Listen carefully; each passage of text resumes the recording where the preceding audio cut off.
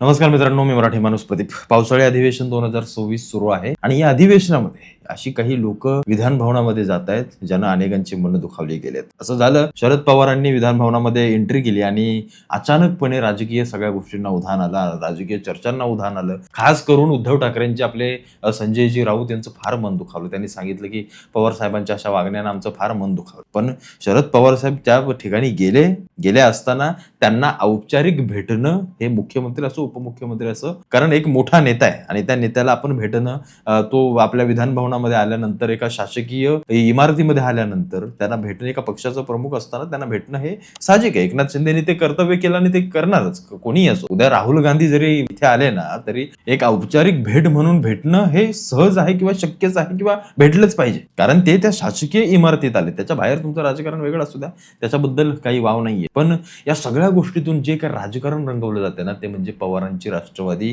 फुटून कुठेतरी एनडीए मध्ये जाईल, म्हणजेच नरेंद्र मोदी आणि बीजेपी मध्ये सामील होईल किंवा इथल्या महायुती सरकारमध्ये सामील होईल. पण ते खरं शक्य आहे का? ते तितकंसं सहज आहे का? ते असं वाटतंय का की होईल? पण या सगळ्या गोष्टीच्या जर व्यवस्थित तळाला गेलात तर मग तुम्हाला एक चित्र जे उभं राहतं, ते मला जरी वैयक्तिक असं वाटतंय की शरद पवार या पद्धतीची गोष्ट करणार नाहीत, महायुती सोबत जाण्याची गोष्ट करणार नाहीत. हा, एक वेळ ते अजितदादांची राष्ट्रवादी आणि ही जी राष्ट्रवादी काय फुटले ना, ती एक येण्याची संभावना येत्या निवडणुकीमध्ये मला बऱ्यापैकी मोठ्या प्रमाणामध्ये दिसते आणि त्यासाठी मोठ्या प्रमाणामध्ये हालचाली केल्या जातील. कारण यामध्ये राष्ट्रवादीची जी काही फूट पडली ना, त्याच्यामध्ये सगळ्यात जास्त तोटा जर कोणाला होत असेल तो शरद पवारांना होतोय. कारण शरद पवारांना तोटा अशा पद्धतीने होतोय, कारण राष्ट्रवादी, कारण एक गोष्ट लक्षात घ्या, काँग्रेसच्या ताकदी पेक्षा किंवा त्याच्या समानच ताकद ही शरद पवारांच्या राष्ट्रवादीची आहे. त्यामुळे ते हे कधीच कदापि सहन करू शकत नाहीत की अरे आपली राष्ट्रवादी फुटेल आणि अशा पद्धतीची गोष्ट होईल आणि काँग्रेसच्या समोर कुठेतरी आपली ताकद महाराष्ट्रामध्ये कमी होईल, ही गोष्ट शरद पवार कधीच सहन करू शकत नाहीत.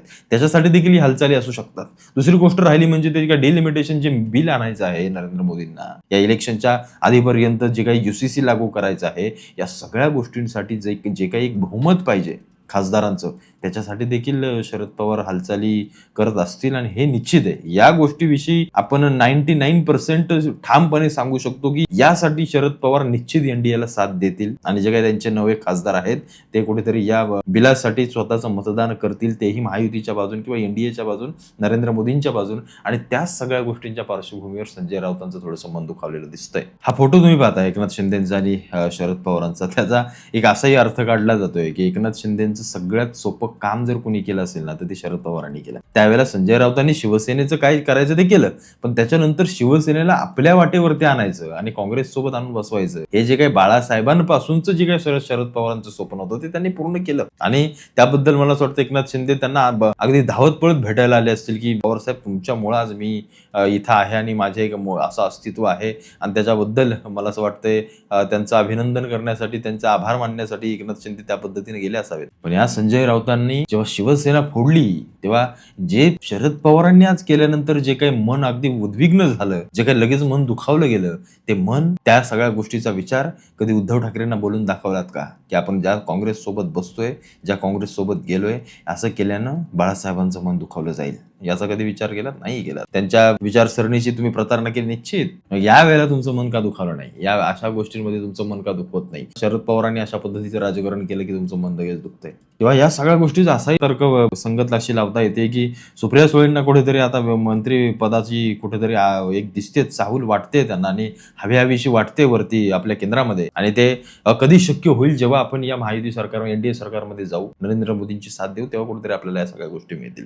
शरद पवारांनी जे काही साम्राज्य उभं करून ठेवलंय ते सत्तेत असल्याशिवाय चालवणं अशक्य होऊन जातं, कारण आपण सामान्य म्हणून आपल्याला ते समजणार नाही, पण ते ज्या लेवलवरती बसतात त्यावेळेला त्यांना जे काही त्यांच्या संस्थान या बाकी सगळ्या गोष्टींना चालवायचं असतं ना, त्याच्यासाठी राजकीय प्रवाहामध्ये असणं, सत्तेच्या प्रवाहामध्ये असणं फार महत्वाचं आहे. त्याही गोष्टी असू शकतात, कारण शरद पवारांनी अगदी सुप्रिया सुळेंच्या मुलीचं लग्न अगदी RSS संघी माणसाची केलंय, म्हणजे अगदी बीजेपीची नातच जोडले, म्हणजे हे व्याही आहेत राष्ट्रवादी, शरद पवार गट आणि भारतीय जनता पार्टी, असं म्हणायला महाराष्ट्रामध्ये खरंच काही हरकत नाहीये. आणि त्या सगळ्या गोष्टी पाहून तर यांच्या आधी मन दुखावलंच असेल आणि त्याच्यावरती अजून मीठ चोळण्यासाठी शरद पवारांनी विधान भवनामध्ये एंट्री टाकली आणि मग या सगळ्या गोष्टी, या सगळ्या राजकीय चर्चांना उधाण आलं. पण या जर तरच्या गोष्टींमध्ये सगळ्यात पक्की खबर किंवा पक्की गोष्ट एवढीच वाटते की जे काही डिलिमिटेशन बिल आहे किंवा जे काही येणार आहे त्याच्यामध्ये एक गोष्ट लक्षात घ्या, जेवढा फायदा भारतीय जनता पार्टीला आहे तेवढाच फायदा विरोधकांना देखील होणार आहे. जेवढ्या जागा विस्तारत 800-850 काहीतरी आता खासदार तयार करणार, त्याच्यामध्ये महिलांचं प्रमाण जास्त असणार आहे.